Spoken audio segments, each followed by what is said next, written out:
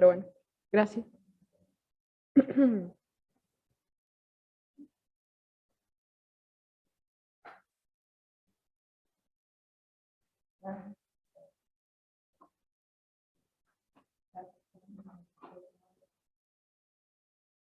Cuando vos quieras, Paula, puedes comenzar. Ay, maldita sea. Bueno, bueno, como ya me presentó Diego, estoy bajo la dirección de Marcela Milló.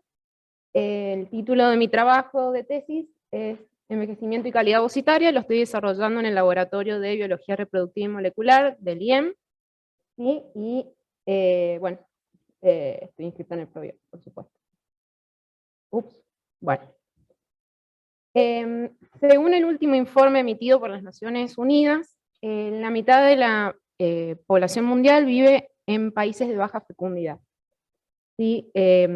Este informe fue emitido en el 2017 y aunque ha incrementado el número de mujeres que se acercan a las clínicas de fertilidad en busca de un tratamiento para poder concebir, la eficacia de estos tratamientos no supera entre el 20 y 30%. ¿Sí? Bien, lo que tenemos acá es la gameta femenina, es el ovocito, ¿sí? Y para que se pueda realizar o llevar a cabo la fecundación, el ovocito debe tener calidad. ¿Y qué es la calidad ovocitaria? La calidad ovocitaria depende de dos factores importantes. Por un lado, de que pueda ser fecundado, ¿sí? Y por otro, de que pueda llevar a cabo el desarrollo del embrión preimplantatorio. Si alguna de estas dos funciones fallara, la gameta es inviable, ¿sí? Esto es muy importante. Se han estudiado diversos factores que afectan a la calidad ovocitaria y uno de ellos, y del cual les voy a hablar, es el envejecimiento. Bien, se ha estudiado que el envejecimiento produce numerosas alteraciones en el ovocito, pero primero para ello les debo contar cuándo es que envejece un ovocito, ¿sí? En primera instancia, durante el ciclo menstrual, sabemos que el día 14 se produce la ovulación. Pero, si este ovocito no es ovulado y se mantiene en el ovario, se produce lo que se llama envejecimiento preovulatorio. Por otro lado, si el ovocito es ovulado y pasa la ventana temporal en la cual debe ser fecundado y no es fecundado por un espermatozoide, hablamos de envejecimiento posovulatorio in vivo. Este proceso puede llevarse a cabo también en las clínicas de fertilidad cuando se producen fertilizaciones in vitro o ICSI, ¿sí? Que es llamado envejecimiento posovulatorio in vitro. Bien, como les decía, la gameta femenina, aún hoy en día las clínicas se deben basar en aspectos morfológicos para saber si un ovocito tiene calidad, ya que hasta el día de hoy no hay un marcador molecular. Entonces nosotros es lo que nos motivó a llevar a cabo este proyecto. Proponemos estudiar la biología de los gránulos corticales como indicador de la calidad, ¿sí? Si nos centramos en lo que es la membrana del ovocito, vamos a encontrar los gránulos corticales, que son vesículas secretorias que se ubican, por supuesto, en la zona cortical, sumergidos en un citoesqueleto de actina, que bajo el estímulo, el aumento de calcio producido ya sea por una activación partenogenética o una fecundación, el aumento de calcio produce la degradación de actina y la posterior fusión de los gránulos corticales a la membrana, ¿sí? Esto produce que los gránulos vuelquen su contenido al espacio perivitelino y este contenido enzimático endurece la zona pelúcida y asegura solo el ingreso de un espermatozoide. Este evento es muy importante ya que si sucede en un momento previo, ¿sí? Estaría bloqueando el ingreso de los espermatozoides, o sea, del espermatozoide, y si sucede tardíamente, estaría permitiendo el ingreso de más de un espermatozoide, ¿sí? Entonces, a raíz de esto, nosotros proponemos como hipótesis que el envejecimiento altera la biología de los gránulos corticales e impacta en la calidad del ovocito, ¿sí? Como objetivo general de este proyecto, propusimos estudiar los efectos del envejecimiento en la calidad ovocitaria con el especial interés en la biología de los gránulos corticales, con el fin de contribuir al conocimiento molecular del envejecimiento y al mejoramiento de las técnicas de reproducción asistida. Bien, El proyecto está dividido en 4 objetivos específicos, de los cuales yo les voy a poder mostrar nada más que 2, por cuestiones de tiempo, ¿sí? Y les voy a... se cambió un poco. Bueno, el primero es estandarizar los modelos de envejecimiento pre- y posovulatorio, caracterizar la localización, migración y polaridad de las organelas, con especial énfasis en los gránulos corticales, en ovocitos envejecidos, analizar la expresión de proteínas involucradas en la migración, exocitosis y polaridad de los gránulos corticales durante el envejecimiento, y estudiar la reacción cortical estimulada por distintos activadores partenogenéticos. Yo les voy a hablar sobre el objetivo 2 y 3, partiendo del envejecimiento posovulatorio. Para lograr el envejecimiento posovulatorio, ¿sí? Partimos de un esquema de estimulación hormonal en ratonas de cepa CF1 de 8 a 12 semanas de edad, ¿sí? Y para poder obtener los ovocitos, lo que hicimos fue inyectar estas ratonas con la hormona PMSG, que es análoga a la hormona folículo estimulante, que lo que hace es activar el desarrollo de un número grande de folículos, ¿sí? Para que al cabo de 48 horas, bajo el estímulo de la hormona HCG, que sería análoga a la hormona luteinizante, se produzca la ovulación, ¿sí? Entonces nosotros vamos a estar colectando los ovocitos maduros en metafase 2 a partir de las 15 horas aproximadamente. Y acá hay un punto importante, ya que se colecta el pool de ovocitos, ¿sí? Y se aísla un grupo para el control, y el resto se los deja envejeciendo en incubador durante 4 y 8 horas, que es el que llamamos envejecimiento posovulatorio in vitro, y si no, lo que hacemos es postergar el horario de colección hasta 20 y 24 horas post-HCG para producir que los ovocitos envejezcan dentro del ratón, y así producir el envejecimiento in vivo. Bien. La primera pregunta que nos hicimos para ajustar los horarios de colección, que les mostré recién, fue utilizar un marcador de envejecimiento, ¿sí? Que buscamos en la bibliografía. Nosotros elegimos los niveles de ROS, y encontramos en la bibliografía que los ovocitos envejecidos presentan altos niveles de ROS. Para ello usamos una sonda específica para marcarlo de manera in vivo mediante microscopía confocal, y lo que obtuvimos fue que en el envejecimiento in vitro, los ovocitos envejecidos 4 y 8 horas tuvieron un aumento significativo de los niveles de ROS. No sé si en la intensidad de fluorescencia se nota, pero créanme, si no, nos guiamos por el gráfico. Bien. Entonces, de aquí pasamos al segundo objetivo, que fue estudiar y caracterizar los gránulos corticales. Para ello utilizamos la técnica de tinción y cuantificación que ya se desarrollaba en el laboratorio, que mediante la sonda de FIT-C, luego de fijar y permeabilizar los ovocitos, la particularidad de esta técnica es que el reactivo tiene la afinidad por el contenido de los gránulos corticales. Entonces, una vez que ya están teñidos, los montamos aplastados y quedan expuestas 2 superficies de gránulos corticales, una cerca del portaobjeto y otra en el cubre, y se elige la superficie de mayor área para poder realizar la cuantificación. Los resultados a partir de esta técnica demostraron que los ovocitos envejecidos, tanto de manera in vivo como in vitro, poseían menor densidad de gránulos corticales, ¿sí? Y a raíz de esto nosotros nos preguntamos, bueno, si hay una disminución, ¿es posible que sea producto de una exocitosis? Bien.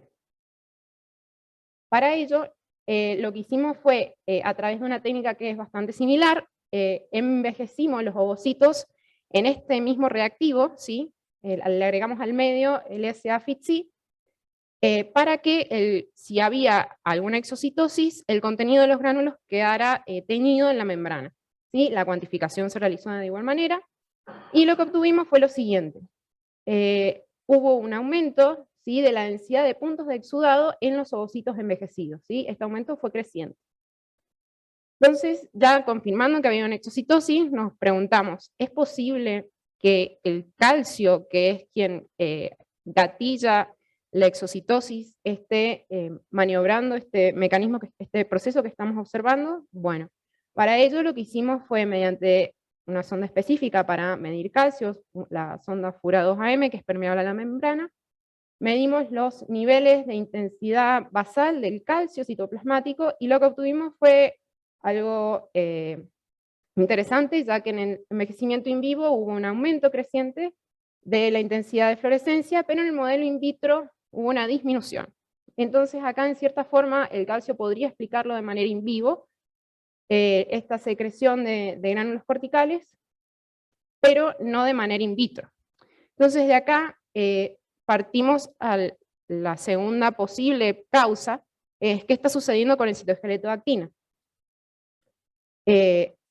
Para ello teñimos el citoesqueleto mediante esfaloidina, y lo que observamos en ambos modelos es que había un aumento de la intensidad de fluorescencia, ¿sí?, que se realizó mediante perfiles y que se midió el área bajo la curva, y lo que observamos fue que hubo un aumento significativo en ambos modelos, en los ovocitos envejecidos.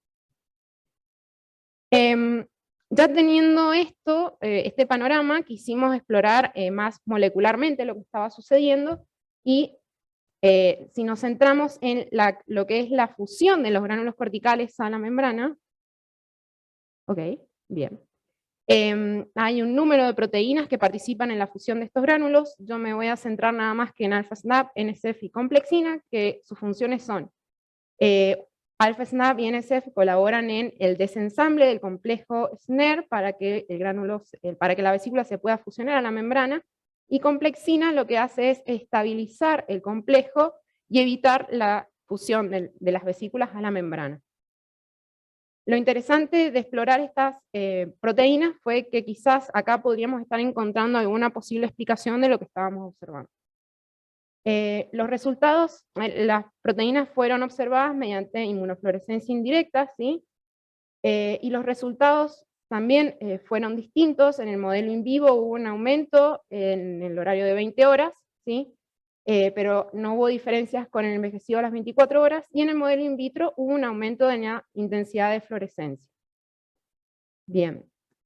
Por otro lado, la proteína NSF, detectada de igual manera, contrariamente a alfa-SNAP, hubo una disminución de la intensidad de fluorescencia cortical en ambos modelos, ¿sí? Y por último, la proteína complexina, lo que observamos también mediante inmunofluorescencia indirecta, fue que hubo una disminución de la intensidad de fluorescencia en ambos modelos. Este patrón punteado nos llamó la atención, ya que es similar a la de los gránulos corticales y son montados en cámara, es decir, con aumentando el espacio entre la placa y el cubreobjeto para que eso nos permita un escaneo confocal. Entonces lo que hicimos fue aplastarlo, procesarlo de igual forma que los gránulos corticales, y lo que observamos es que efectivamente tiene un patrón punteado y que la densidad de estos puntos también disminuye correlativamente como la de los gránulos corticales durante el envejecimiento. ¿Sí? Bien, spoileé muy rápido, esperen. Bien, acá viene una parte que no está en el PPT, perdón, en la tesis, pero que nos pareció muy interesante explorar, entonces la muestro. Y se trata de una segunda parte en donde tratamos de prevenir las alteraciones observadas durante el envejecimiento posovulatorio in vitro en el ovocito. Y lo que hicimos fue utilizar un agente antioxidante, ¿sí?, que tiene alto poder, previene la oxidación de los grupos tioles, y aunque puede sonar un poco polémico, ha sido estudiado en ovocitos de erizos de mar, que produce mejorías en el desarrollo del blastocisto y del embrión. Pero lo más importante, y que fue lo que nos llevó digamos, a seleccionarlo como antioxidante para este estudio, fue que previene la fusión de los gránulos corticales a la membrana, ¿sí?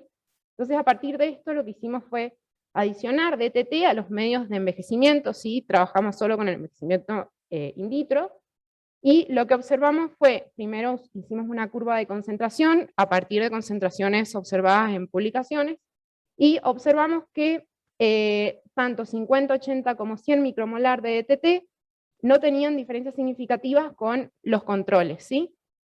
Pero seguimos utilizando la de 80 porque era la que se encontraba más cerca, digamos, en cuanto a la altura de la media, ¿sí?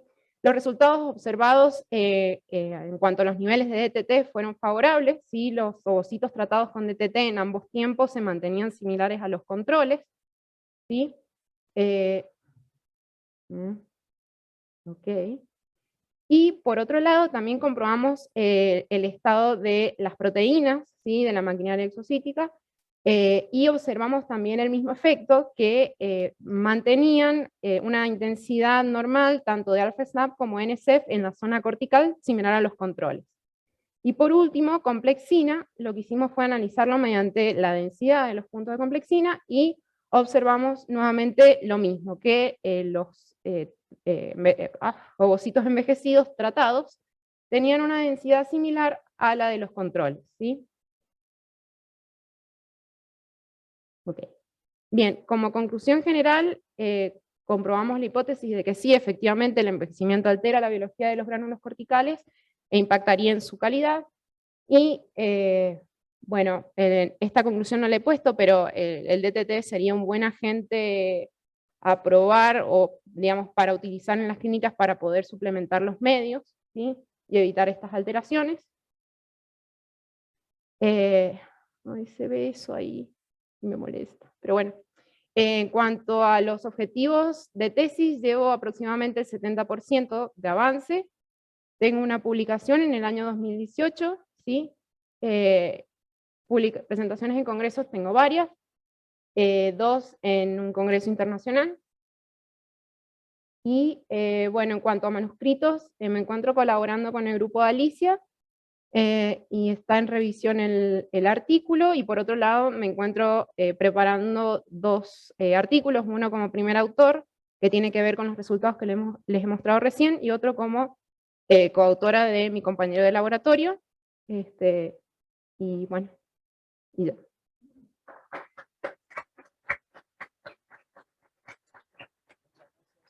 Muchas gracias, Paula.